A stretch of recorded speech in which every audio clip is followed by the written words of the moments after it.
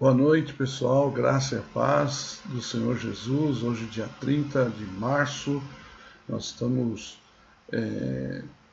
concluindo essas 3 aulas. Hoje nós vamos concluir sobre como identificar uma seita. Então, aquilo que eu me propus a fazer com vocês, de estar compartilhando desse assunto, para acrescentar, ao estudo da palavra ali na IBED. Então, vamos concluir hoje essa parte inicial de como identificar uma seita, né?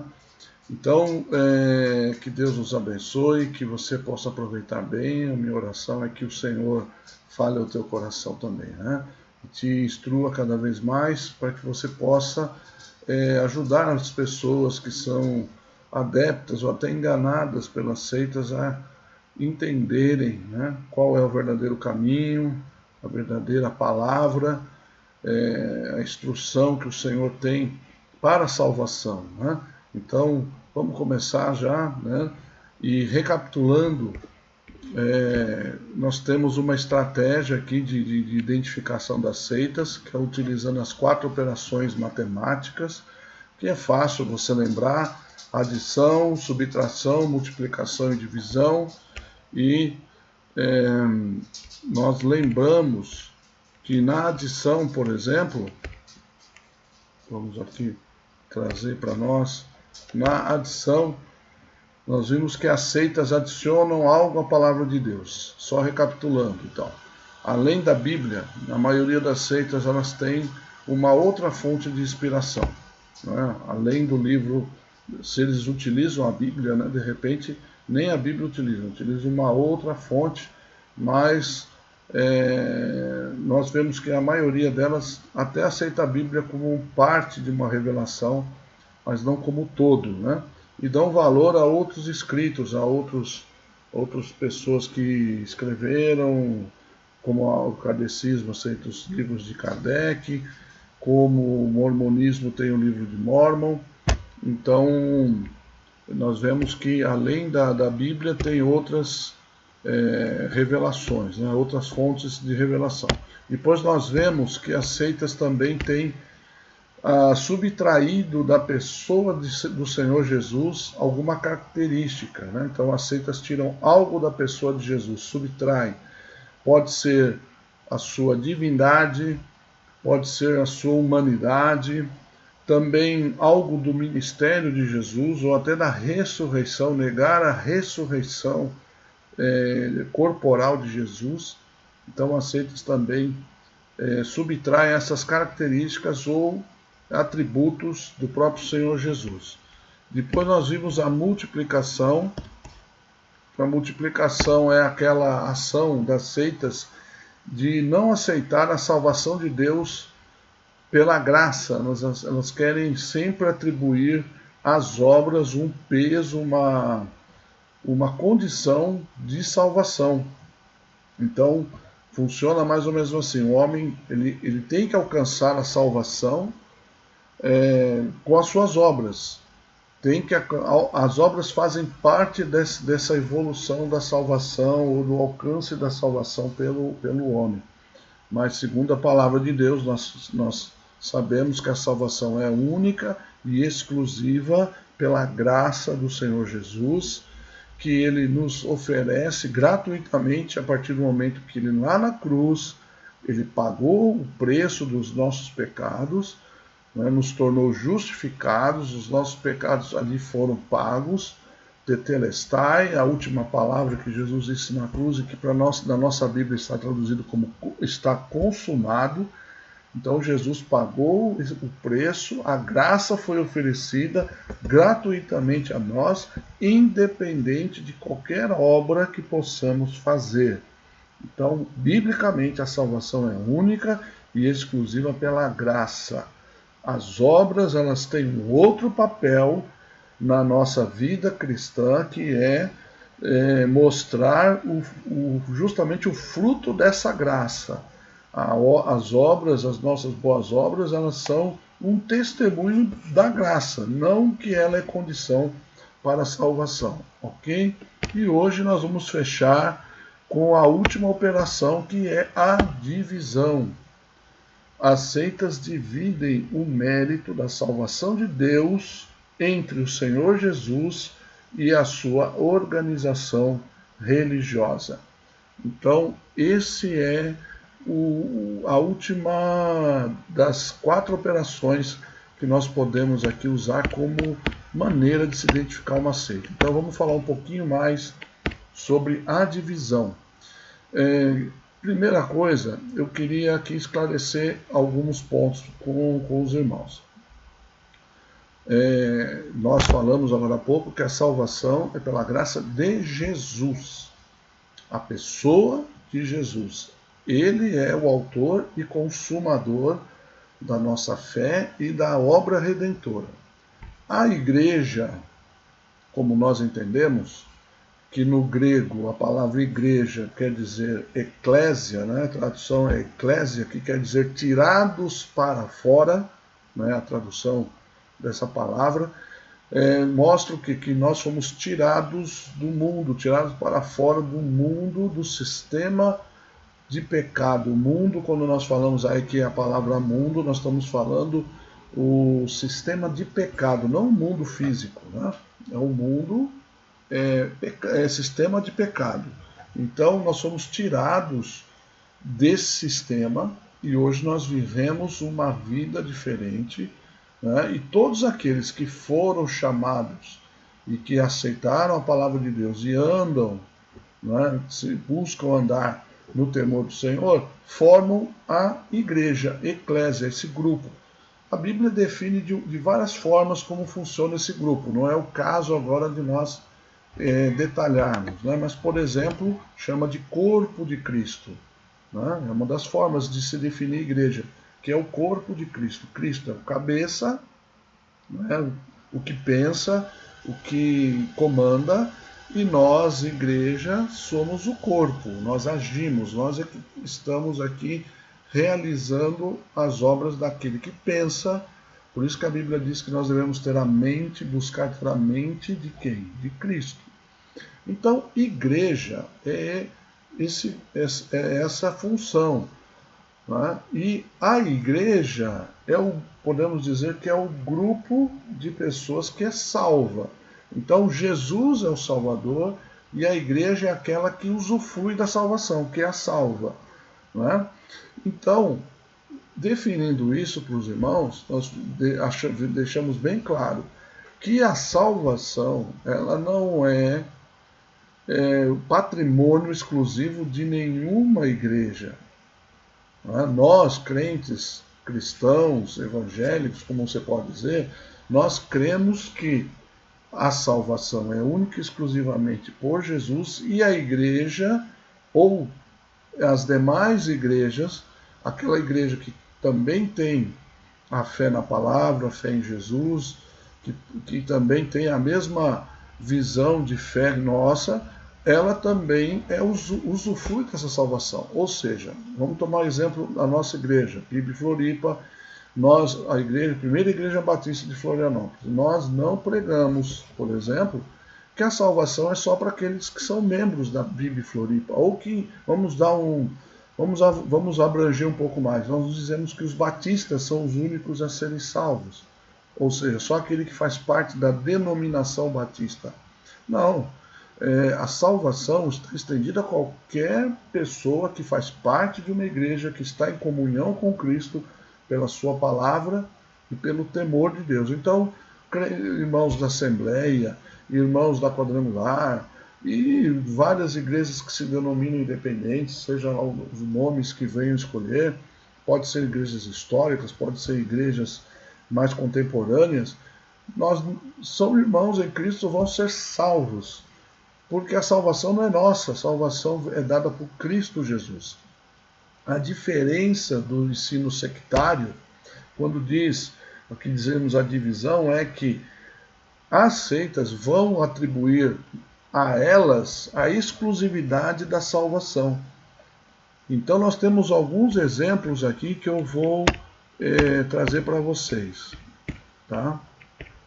Deixa eu pegar aqui.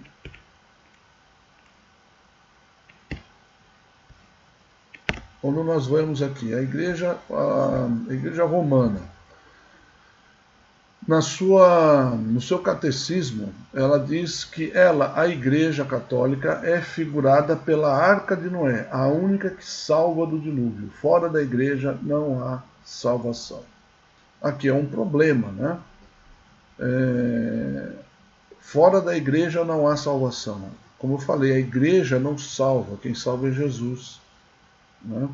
O que a fala aqui, o catecismo do catolicismo romano prega, é que a pessoa, para ser salva, ela precisa cumprir os sacramentos, ou seja, batismo quando criança e depois a confirmação, que é a crisma. Isso lá por volta dos 14 anos de idade.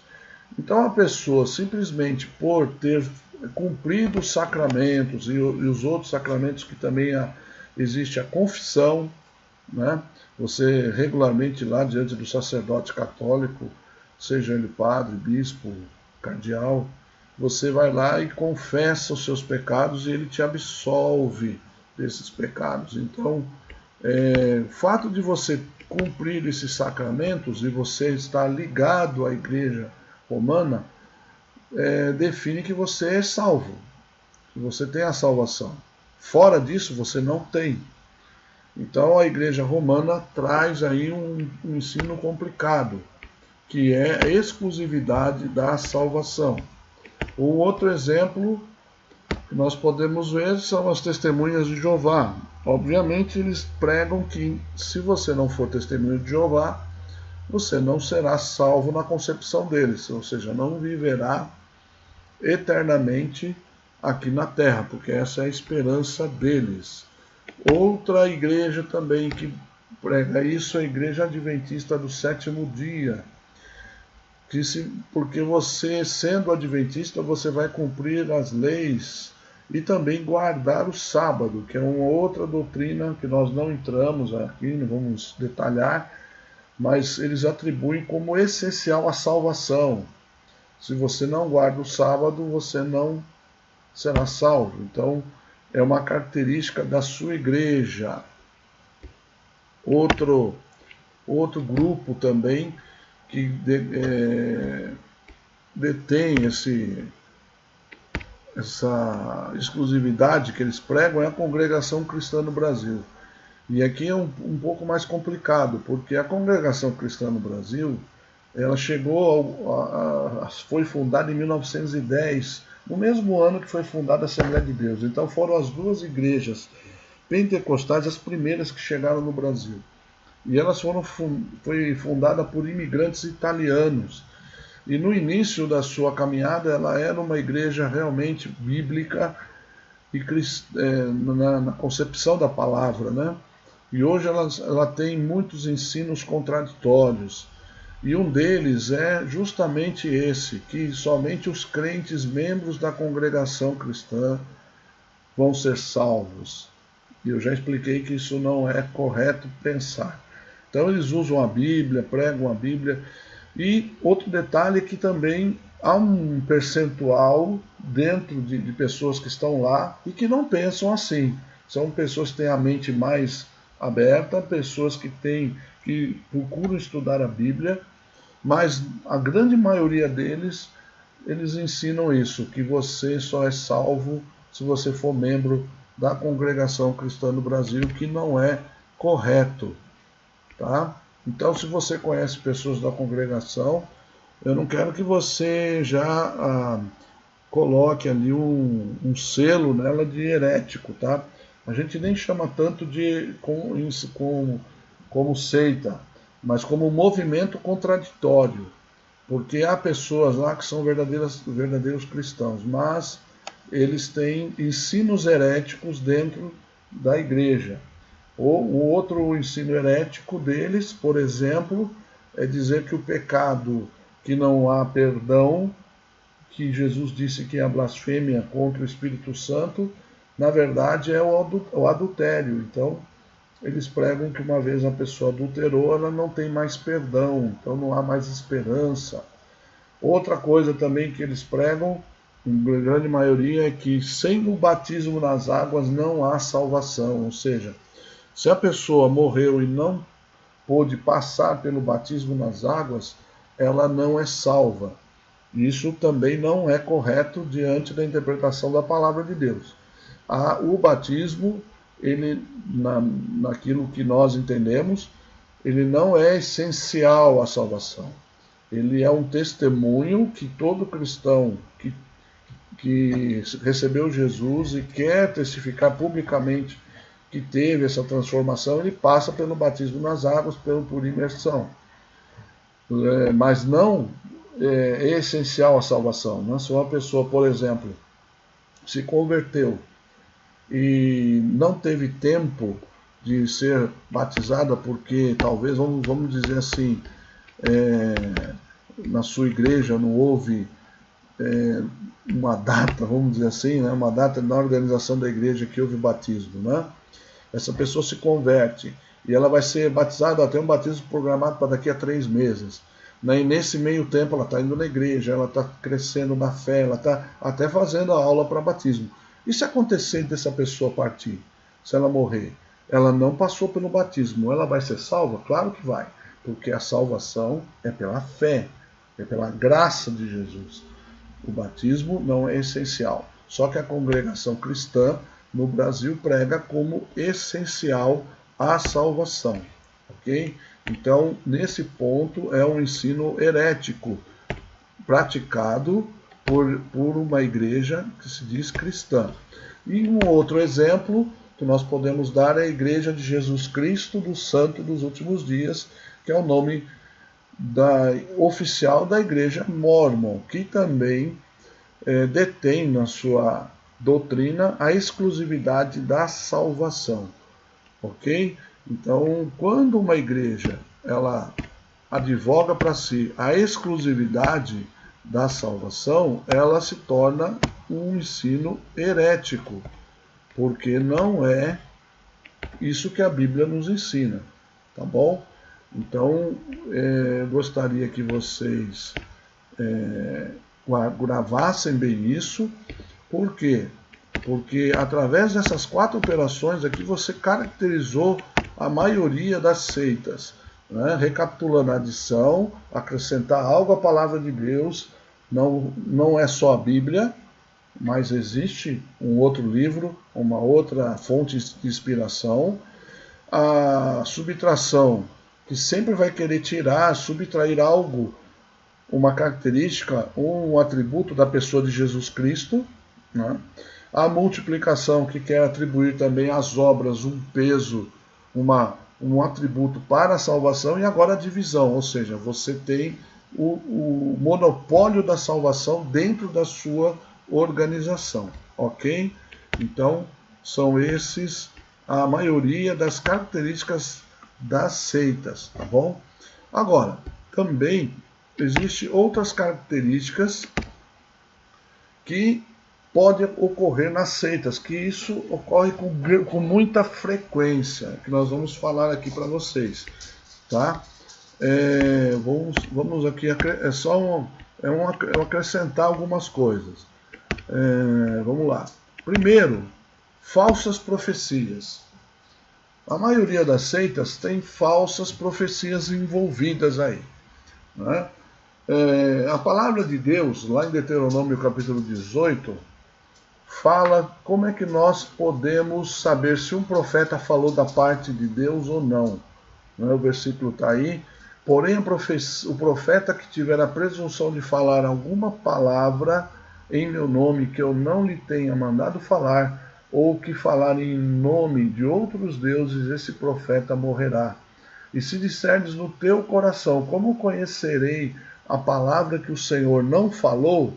Quando o profeta falar em nome do Senhor, e essa palavra não se cumprir, nem suceder assim, esta é a palavra que o Senhor não falou. Quem... Aqui, desculpa, está bem apagado aqui. Eu não estou enxergando essa parte final aqui. Quem com soberba falou, aquele profeta, não tenhas temor dele. Tá? Aqui teve um probleminha de contraste aqui na minha tela. Meus irmãos, falsas profecias, elas são características das seitas. né? Então esse texto aqui de Deuteronômio fala de duas maneiras que você descobre se uma seita é falsa, tem falsa profecia, ou que uma profecia é falsa. Primeiro, se a profecia daquele profeta falar em outros deuses, ou seja, levar o povo a se corromper e adorar outros deuses ou doutrinas fora da palavra de Deus. E segundo, se a palavra não se cumprir. O exemplo que nós damos aqui, por exemplo, as testemunhas de Jeová, os adventistas e os mormons e outras seitas também já proclamaram o fim do mundo para datas específicas. Então eu não lembro aqui exatamente, podia ter colocado aqui, quais foram essas datas, mas as testemunhas de Jeová, se não me falha a memória, foi lá por volta de 1914, que eles marcaram a volta de Jesus, só que isso não aconteceu, claro, e o que eles alegam é que Jesus voltou espiritualmente, né? Jesus não voltou corpo físico. Tá? Bem fácil, né, justificar com isso. Os adventistas também já fizeram previsões, isso ocorreu acho que por volta de 1880, mais ou menos assim, só mais ou menos essa data, eu estou com ela na cabeça, e eles também Jesus não voltou. Então a justificativa é que Jesus veio para purificar o tabernáculo celestial, não que Jesus voltou a essa terra. E os mormons também. Então, teve outras seitas. Em 1992 teve também um profeta, né, entre aspas, coreano que previu que Jesus voltaria em 1992 e eu estou esperando isso até agora, mas não aconteceu. Né? A palavra de Deus, né, diz que somente o Pai sabe o dia da volta de Jesus Cristo. Né? Jesus disse isso na sua palavra, que com relação àquele dia ninguém sabe, nem os homens, nem os anjos, mas nem o Filho, somente o Pai. Então, falsas profecias, elas acontecem sim no meio das seitas, e é muito perigoso.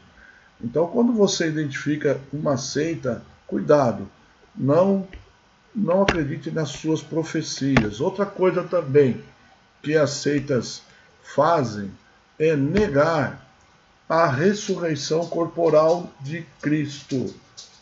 Eles negam que Jesus veio a esse mundo, morreu na cruz do Calvário e ressuscitou ao terceiro dia. Então, a ressurreição de Jesus, ela é um ponto inegociável da nossa fé, tá, irmãos? A ressurreição de Jesus, ela faz parte daquelas coisas, daquela classificação de doutrinas que nós chamamos inegociáveis, ou seja, são doutrinas, dogmas, né, que eu chamo de dogma, né, dogma da igreja, que a igreja não pode negociar isso de jeito nenhum. Então, a ressurreição de Jesus, ela tem que ser estudada, né? Você estudando argumentos para poder justificar que Jesus realmente ressuscitou. Que provas nós temos? Nós temos como provar que Jesus ressuscitou?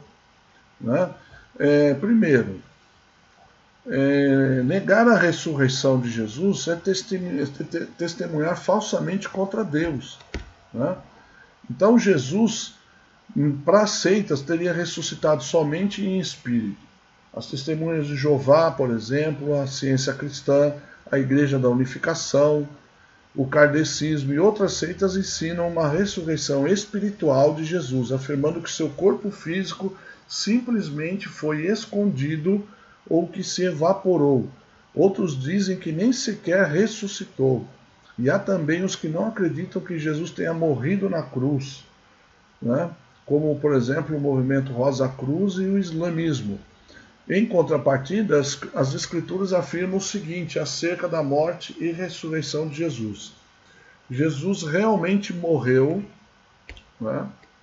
E nós vemos os versículos, né, tá aí na tela, que comprovam, né, a sua agonia no Getsêmani,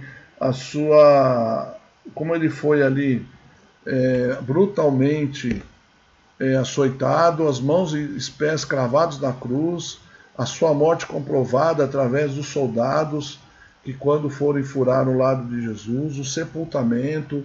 Então, quando Jesus morreu, né, eles já foram lá e viram que Jesus já estava morto e não lhe quebraram as pernas, né, porque era um costume para apressar ali a morte daquele que havia sido crucificado, era se quebrar as pernas para que ele morresse sufocado, né, não podia mais sustentar o seu corpo, então o corpo, a força da gravidade iria obstruir ali os pulmões e aquela pessoa então morria sufocada. E para se cumprir a profecia sobre Jesus, que nenhum de seus ossos seriam quebrados, ali Jesus morreu antes, não precisou quebrar as pernas, então eles não quebraram as pernas de Jesus.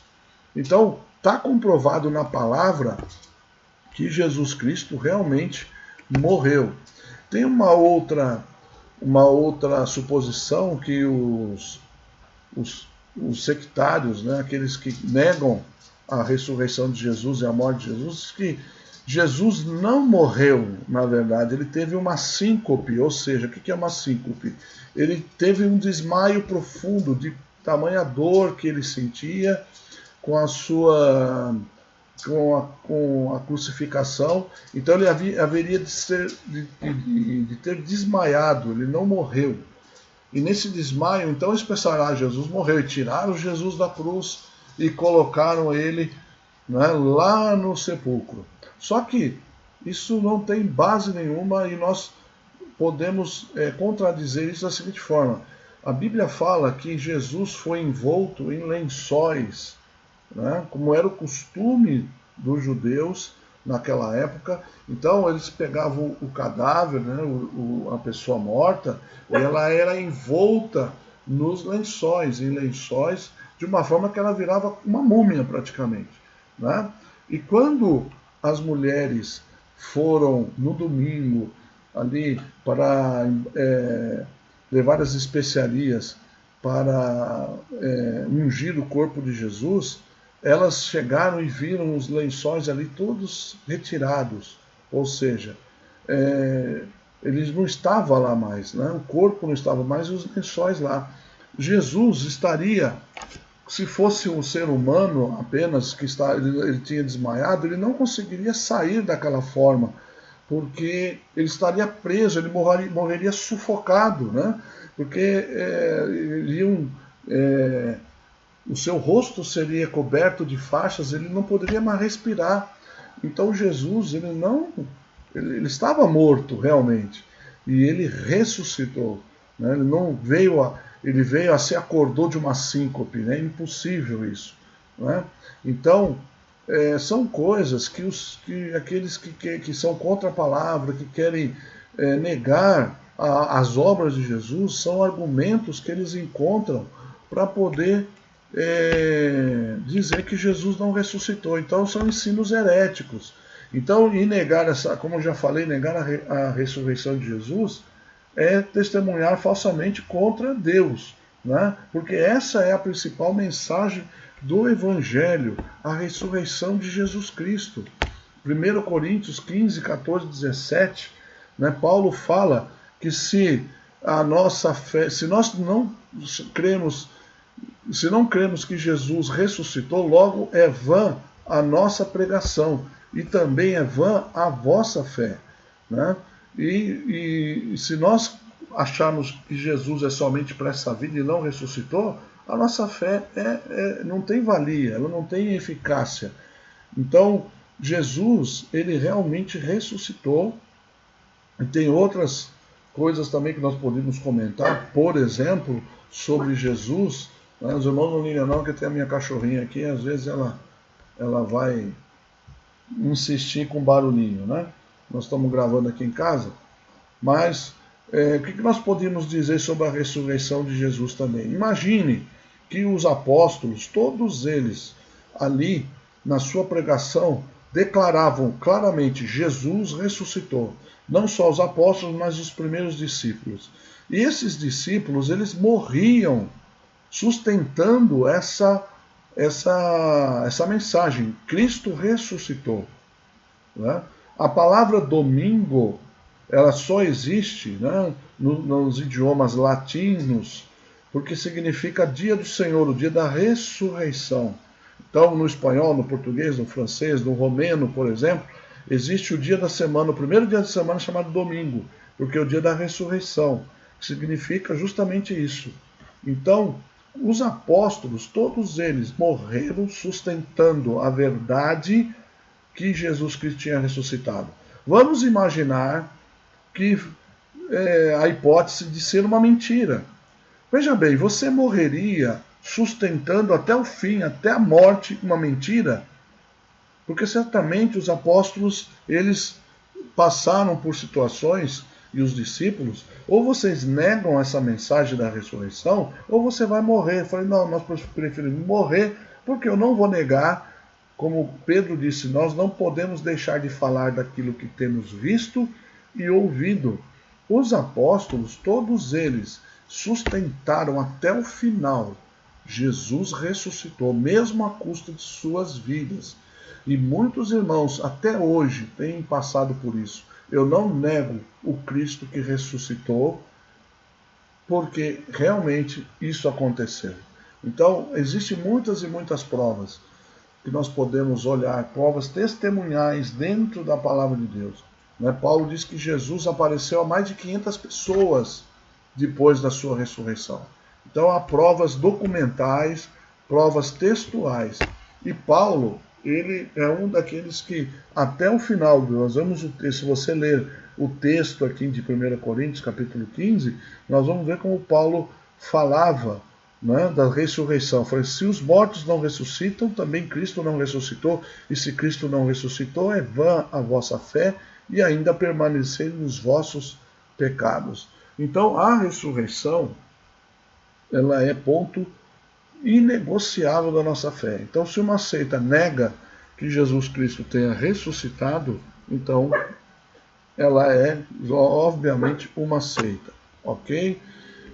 E vamos encerrar, irmãos, essa nossa aula com um texto que está lá em Gálatas. O próprio Paulo também escreveu esse texto, aos Gálatas, falando sobre um outro evangelho que estava sendo pregado ali àquela igreja, e Paulo escreveu justamente essa carta para combater uma heresia.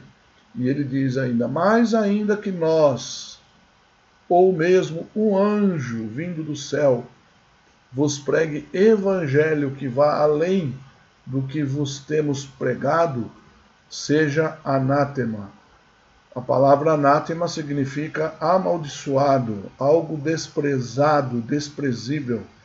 Paulo está escrevendo ali aos Gálatas, falando: olha, o evangelho que eu preguei para vocês até agora, se eu agora mudar alguma coisa, eu mesmo, vocês considerem amaldiçoado, ou mesmo um anjo, ou seja, vier um ser celestial, que Paulo tinha convicção que Deus nunca enviaria um anjo, porque Deus não iria se contradizer para pregar uma outra coisa além daquilo que ele já tinha sido revelado.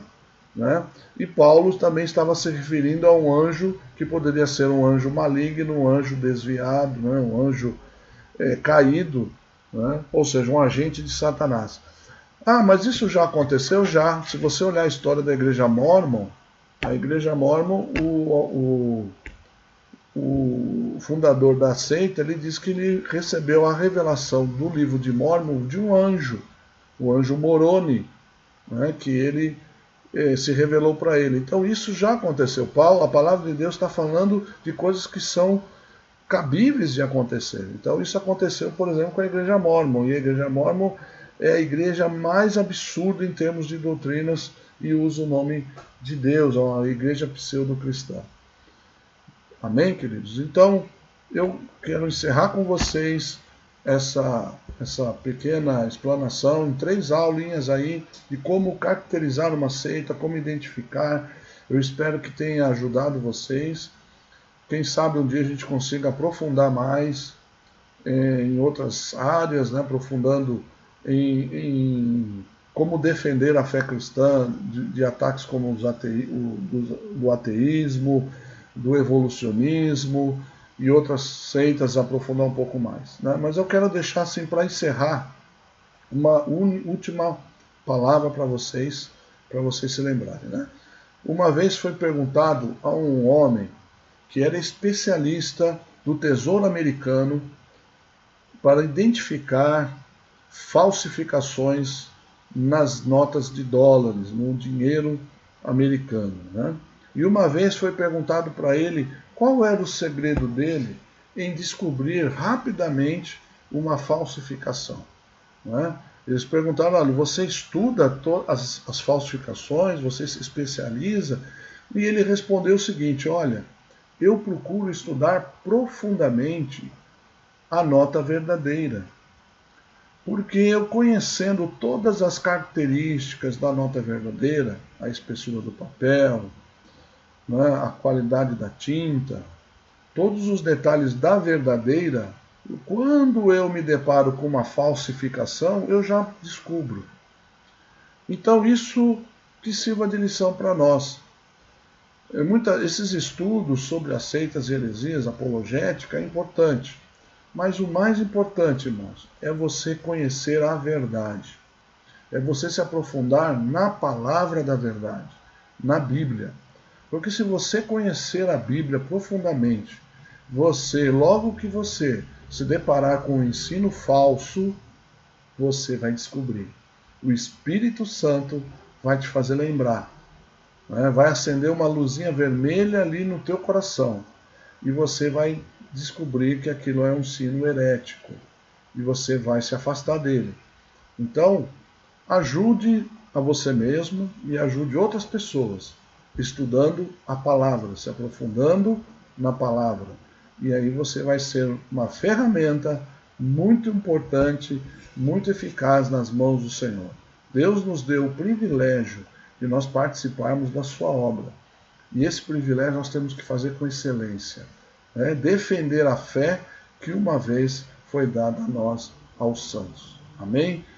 Que Deus abençoe. Vamos orar. Senhor meu Deus, eu espero que os meus irmãos possam aproveitar esse pequeno estudo e que o Senhor nos ajude. E nos ajude a declarar e ajudar as pessoas a conhecer a verdade do Evangelho, para a tua honra e tua glória. Amém? Deus abençoe, meus irmãos. Fiquem na paz do Senhor Jesus.